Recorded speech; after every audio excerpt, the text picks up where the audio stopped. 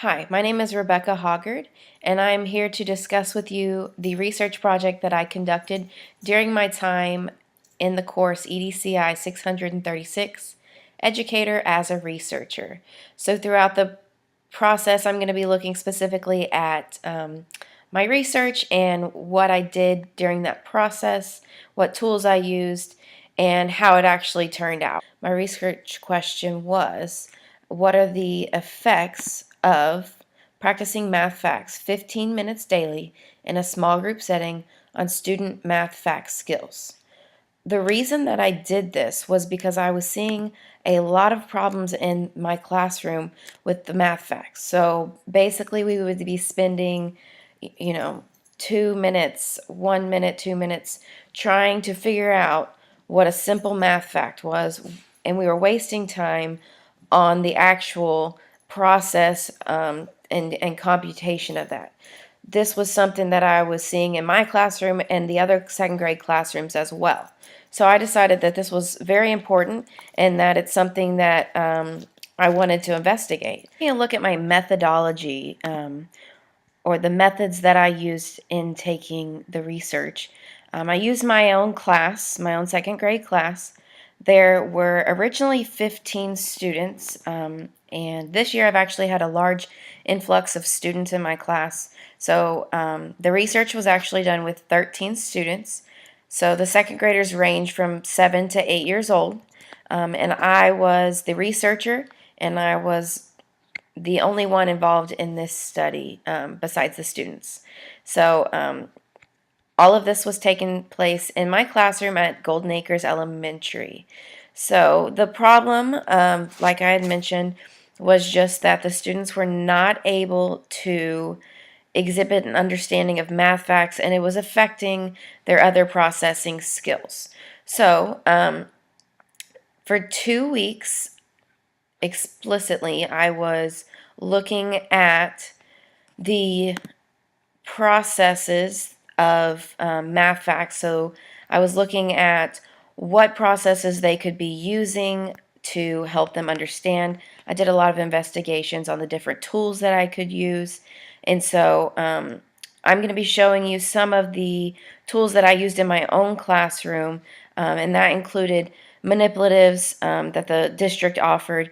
We have a yellow mat. We just call it the yellow mat, and it's a plethora of mats that are used for students that struggle with the abstract concepts. So basically we take it back to the pictorial method, or if we need to, concrete, so that they can understand exactly what's going on in the math concept. So we use the 10 frame, the double 10 frame, the doubles frame. We used a number line. We used number bonds, also part whole. We used counters. We used the cubes that they used to count with.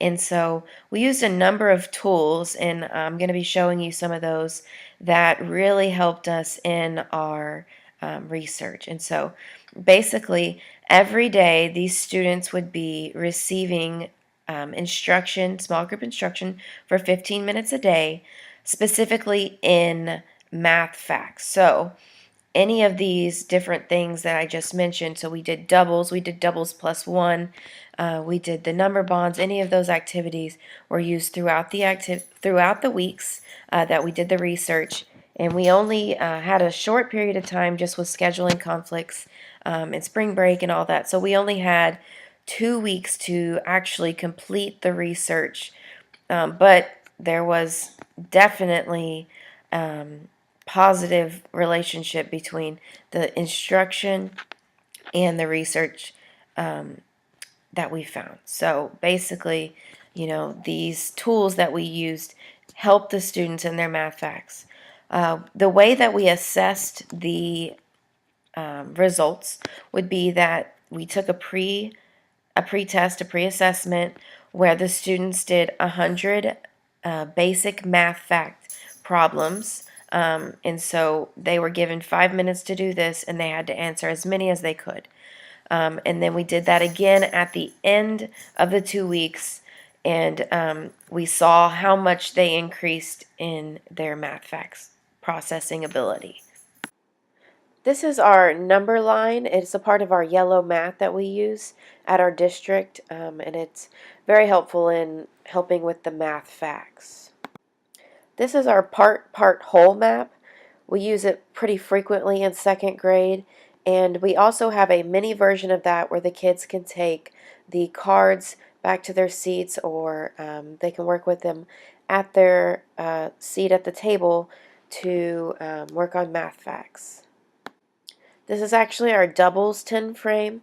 We start our students off with just a simple 10 frame to where they can make tens with counters, and then once they've mastered that skill, they're able to move on to the double 10 frame.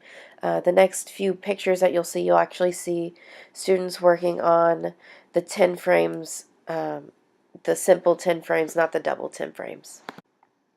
So the students in the following pictures are actually working with a single 10 frame map, and so they have been using that to make 10. For example, if they were given 3 counters, they would have to figure out how many counters would it take to make 10. And so this was a useful tool that definitely helped them with their math facts and mastering their math facts. So the following pictures are actually students working with the number bonds or part whole. They're both very similar, and the students were able to use a Sharpie. So one of the numbers would be filled in for them, and then they would have to actually fill in the rest. So basically some of the important things that you need to know, there were 3 different groups. There was the control group, and then there was group A and group B, which received the instruction for 2 weeks. So our timeline starts on March 16th, and so I prepared small group instruction for the students that were involved in the research. The 21st, I administered the assessment to all of the students, and then their assessment was given within a 5-minute period. The 22nd of March, they received small group instruction working on one of the strategies, and so then on April 1st, it was the last day of small group instruction, and I also administered the test on that day. So, sorry. On April 2nd, all data was collected and included into the research paper. And so, during that time that they were receiving instruction, I also kept notes on them. And so, whenever I would meet with them, I would jot down what skill we were working on. So either doubles facts, was it part whole, was it making a 10, and so I had a sheet that wrote down what we were working on and how they did with that. So I'm going to now show you some of the lessons that I did that were included in the process, and that way you can get a better understanding of what the research entailed.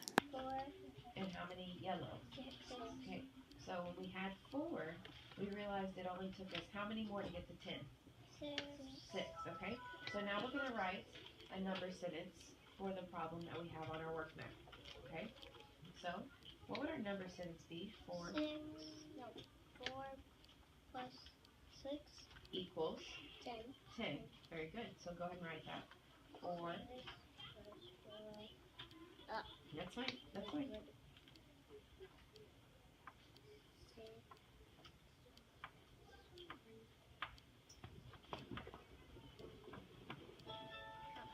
Okay. So, it's okay. Leave it like that. So, Justine put 6 plus 4 equals 10. Is that the same thing as 4 plus 6? Yes. Yes, it is. So, we're going to be writing the fact family. So, let's do 6 plus 4 equals 10 as well. So, you're going to write both 4 plus 6 and 6 plus 4. Is it okay when we write 6 plus 4 and 4 plus 6? Yes.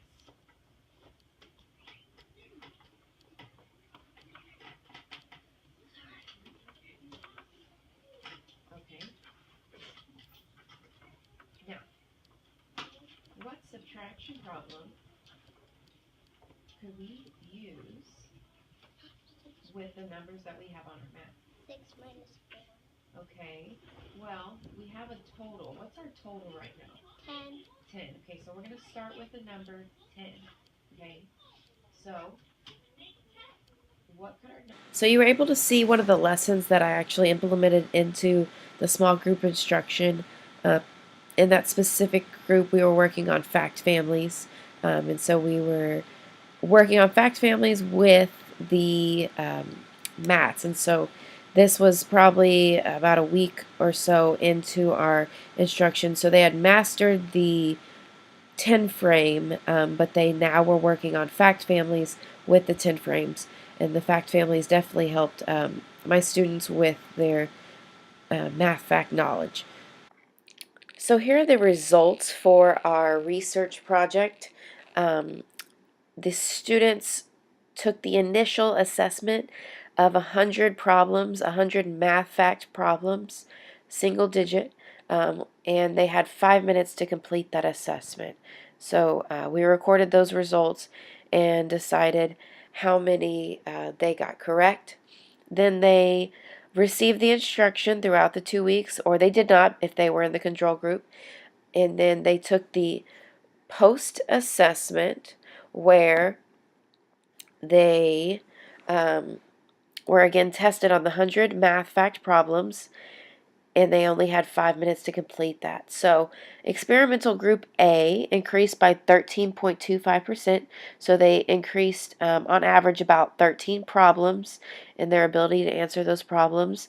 Experimental group B increased by 13.3%. So again, about 13 problems. And so you can see that group A and group B align and that they had similar results. So combined average of group A and group B would be 13.28% increase, which means that they increased roughly about 13 problems per student. The control group actually decreased in their ability to answer those questions, so they decreased by 9%.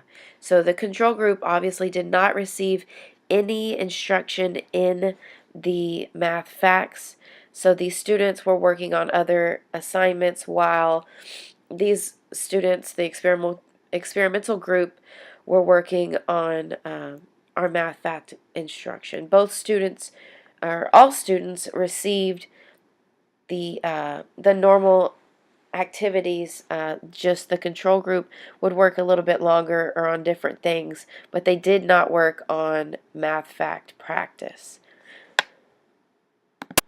The implications for this research were huge in that we were able to see a huge improvement, 13% improvement on their math fact achievement. And so we were able to correlate that through the math fact instruction. And so math fact instruction is actually not something that is practiced regularly in our classroom and in our grade level, just due to time constraints. And so a lot of teachers believe that they should have received this instruction in kindergarten, they should have received this instruction in first grade, so they don't take the time necessary to actually teach the math facts like we did here in the research. So the research shows a clear implication for the need of basic math fact instruction throughout the second grade year.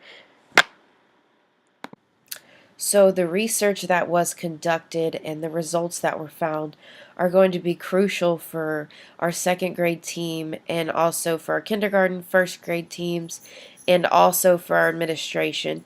I plan on taking this information to the administration and also sharing this with the kindergarten, first grade, and second grade team, and sharing the implications that it has on our students. So the research was done specifically for second grade because that's the grade level that I teach, but I think that kindergarten and first grade will definitely benefit from implementing basic math fact instruction.